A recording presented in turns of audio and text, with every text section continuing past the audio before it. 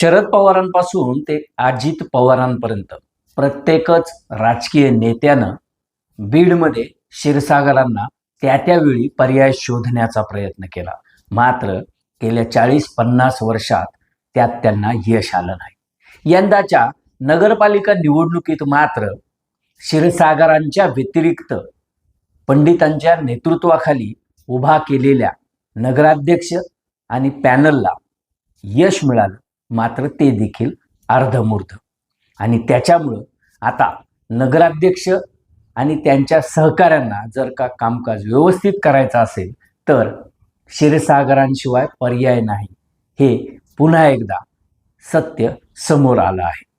आता क्षीरसागर हे अजित पवारांसोबत जाणार की आपला ग्रहकलह मिटवून एकत्रित येणार आणि पवारां पंडितांसमोर आव्हान उभा करणार, हे काही दिवसात कळेल. या सगळ्या विषयावर आपण पुढील काही वेळात बोलणार आहोत, तेव्हा कुठेही जाऊ नका.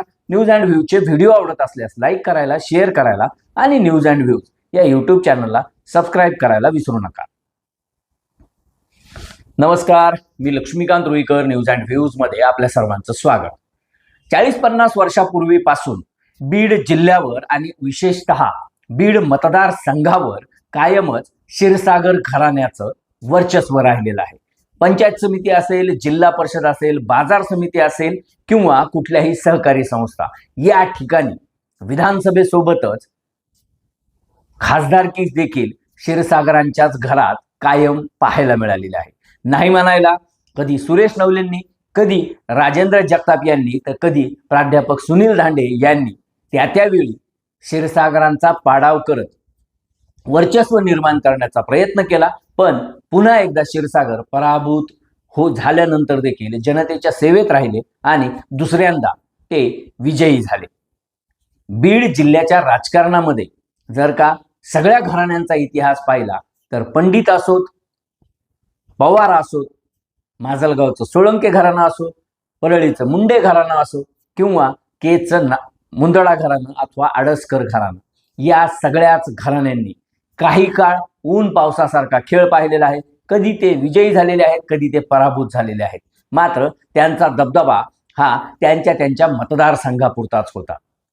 नाही म्हणायला गोपीनाथ मुंडे यांनी बीड जिल्ह्यासोबतच संपूर्ण महाराष्ट्रावर देखील राज्य केलं आणि ते अबाधित राहिलं. आजही गोपीनाथ मुंडे यांचं नाव सन्मानाने घेतलं जातं. मात्र मुंडे आणि क्षीरसागर या दोन घराण्यांव्यतिरिक्त संपूर्ण जिल्ह्यावर कुणालाच राज्य प्रस्थापित करता आलं नाही. आणि नेमकी हीच बोच कदाचित वरिष्ठ पातळीवर नेत्यांच्या डोक्यात असावी. त्यामुळे कायमच क्षीरसागरांना पर्याय शोधण्याचा प्रयत्न हा कधी शरद पवारांकडून झाला तर कधी अजित पवारांकडून झाला, पण त्यात त्यांना कधीच यश आलं नाही. केशर काकू क्षीरसागर यांच्यानंतर क्षीरसागर घराण्याचे राजकीय वारसा हा जयदत्त क्षीरसागर यांनी पुढे चालवला. जयदत्त क्षीरसागर हे आमदार आणि राज्यामध्ये मंत्री म्हणून काम पाहायचे, तर त्यांचे बंधू भारतभूषण क्षीरसागर हे बीड नगरपालिकेचे कायम नगराध्यक्ष म्हणून काम पाहायचे. तिसरे बंधू रवींद्र क्षीरसागर हे गजानन कारखान्यासोबतच जिल्हा परिषद आणि पंचायत समितीचा कारभार हाकायचे. त्यामुळं जिल्ह्यात क्षीरसागरांना पर्याय सापडतच नाही अशी परिस्थिती निर्माण झाली होती.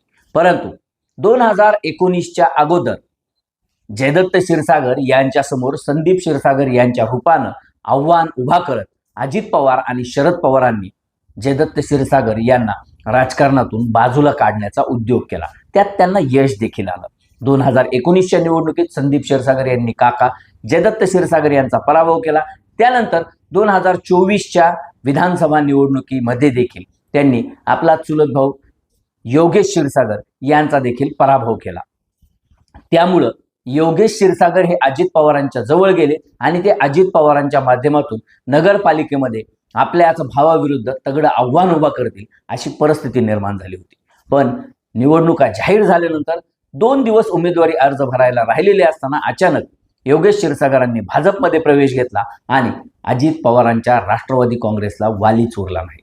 त्यामुळं नाईलाज म्हणून का होईना किंवा त्या परिस्थितीची त्यावेळची गरज म्हणून का होईना अजित पवारांना या सगळ्या नगरपालिकेची जबाबदारी ही पंडितांच्या खांद्यावर द्यावं लागली आणि शिवछत्रवरून जे काही नियोजन झालं शिवक्षेत्रावरून ज्या पद्धतीनं निवडणुकीमध्ये उमेदवार उभा केले गेले आणि ज्या पद्धतीनं प्रचार झाला, मराठा मुस्लिम मतांचं जे काही एकत्रीकरण करण्यात आलं किंवा जे काही ध्रुवीकरण झालं, त्याचा परिणाम असा झाला की संदीप क्षीरसागर यांच्या पॅनलचे नगराध्यक्ष पदाचे उमेदवार हे 3ऱ्या क्रमांकावर फेकले गेले. ऐन निवडणुकीच्या अगोदर भाजपमध्ये प्रवेश करून डॉक्टर ज्योती घुमरे यांच्या माध्यमातून नगराध्यक्ष पदाचा उमेदवार उतरवणाऱ्या भाजपला 2ऱ्या क्रमांकावर राहावं लागलं आणि घड्याळीच्या उमेदवार प्रेमलता पारवे या नगराध्यक्ष म्हणून विजयी झाल्या. त्यानंतर विजयसिंह पंडित असतील किंवा संपूर्ण राष्ट्रवादी काँग्रेस अजित पवार गट असेल, यांनी मोठा जल्लोष केला. पण हा जल्लोष फार काळ त्यांना टिकता आला नाही किंवा त्यांना त्याचा आनंद घेता आला नाही, कारण त्यांना केवळ 20 उमेदवार हे निवडून आणता आले. त्यासोबतच त्यांचे जे काही सहकारी पक्ष शिवसेना असेल त्यांचे देखील 3 उमेदवार निवडून आले. आणि जर का नगरपालिकेमध्ये सगळ्या कमिट्या आणि उपाध्यक्ष फायनल करायचा असेल तर किमान 26 ते 27 एवढं संख्याबळ लागतं. हे लक्षात आल्यानंतर या राष्ट्रवादी काँग्रेस अजित पवार गटाकडून दोन्ही क्षीरसागरांपैकी कोणता क्षीरसागर हा आपल्याकडे येऊ शकतो यावर विचारमंथन सुरू झालं. दुसरीकडं भारतीय जनता पक्षाने 15 जागा जिंकत आपली ताकद दाखवून दिली. पहिल्यांदाच भारतीय जनता पक्षाचं कमळ हे बीडकरांना नगरपालिका निवडणुकीत पाहायला मिळाल्यामुळं बीडकरांनी देखील भरभरून मतदान केलं. त्यांचा नगराध्यक्ष पदाचा उमेदवार पराभूत झालेला असला तरी जिथं 1 कमळाचा उमेदवार नगरसेवक म्हणून निवडून यायचा तिथं 15 पर्यंत ही संख्या गेल्यामुळं भारतीय जनता पक्षाचे नेते योगेश क्षीरसागर असतील किंवा त्यांच्या पत्नी सारिका क्षीरसागर असतील यांनी देखील पंडितांसमोर आव्हान उभा करण्यासाठी गरज पडली तर आमचे धीर म्हणजे संदीप क्षीरसागर हे देखील आमच्यासोबत येण्याबाबत आम्ही विचार करू शकतो असं वक्तव्य केलं. आणि दोन्ही क्षीरसागर किंवा तिन्ही क्षीरसागर जयदत्त क्षीरसागर, योगेश क्षीरसागर आणि संदीप क्षीरसागर हे एकत्रित येण्याच्या चर्चेला सुरुवात झाली.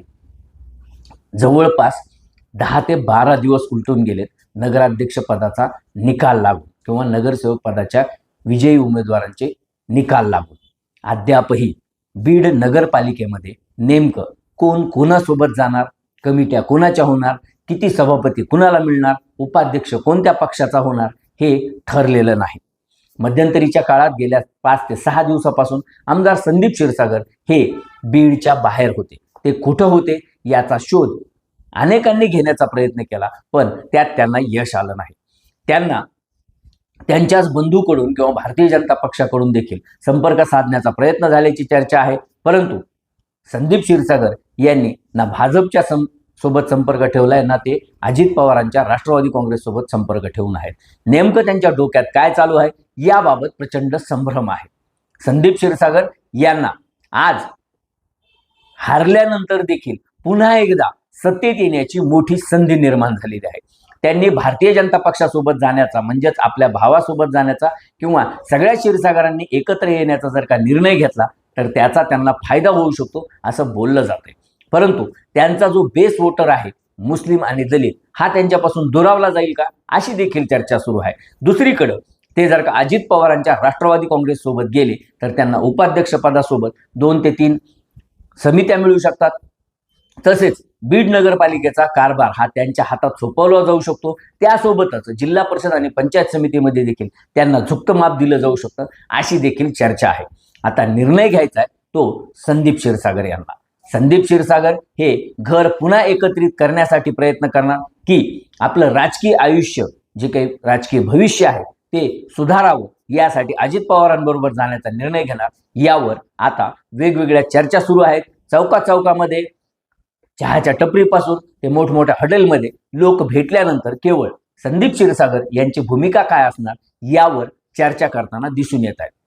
जर का या सगळ्या गेल्या महिन्याभरातल्या नगरपालिका निवडणुकीच्या प्रचाराचा जर का आढावा घेतला किंवा पंडितांनी ज्या पद्धतीनं 2 दिवसात हे वातावरण तयार केलं आणि विजयी उमेदवार हा अजित पवारांच्या गटाचा निवडून आणला ते जर का पाहिलं आणि त्यानंतर पंडितांनी ज्या पद्धतीनं स्टेटमेंट केलेले आहेत की ते गोदाकाठचे वाघ आहेत, ते कुणालाही घाबरत नाहीत, कुणीही त्यांच्या गळ्यात पट्टा बांधू शकत नाही, याचा अर्थ कदाचित त्यांना हा संदीप क्षीरसागर आणि योगेश क्षीरसागर यांना इशारा देखील द्यायचा असेल. मग अशा परिस्थितीमध्ये आजच्या या सिच्युएशनमध्ये संदीप क्षीरसागर हे पंडितांसोबत जुळवून घेणार का पंडितांच्या सोबत नगराध्यक्ष पंडितांचा आणि उपाध्यक्ष आणि इतर समित्या ह्या संदीप क्षीरसागरांच्या असं चित्र दिसणार का, अशी देखील चर्चा सुरू झालेली आहे. अजित पवार हे बीडमध्ये येऊन गेलेले आहेत, पण अजित पवारांनी नवीन नगराध्यक्ष असतील किंवा त्यांचे जे काही निवडून आलेले विजयी नगरसेवक असतील यांच्या सत्कारासाठी मात्र वेळ दिलेला नाही.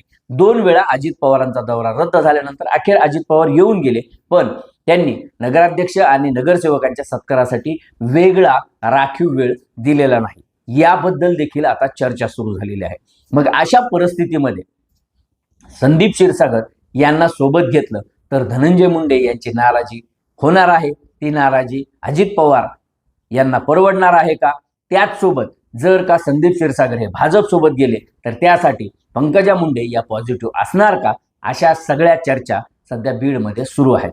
या सगळ्या पार्श्वभूमीवर संदीप क्षीरसागर यांच्या भूमिकेकडे संपूर्ण जिल्ह्याचं लक्ष लागलंय. आता संदीप क्षीरसागर हे काय निर्णय घेतात आणि त्यांनी घेतलेला निर्णय हा त्यांचं राजकीय भविष्य उज्ज्वल करणार की राजकीय भविष्य अंधकारमय करणार हे लवकरच स्पष्ट होईल.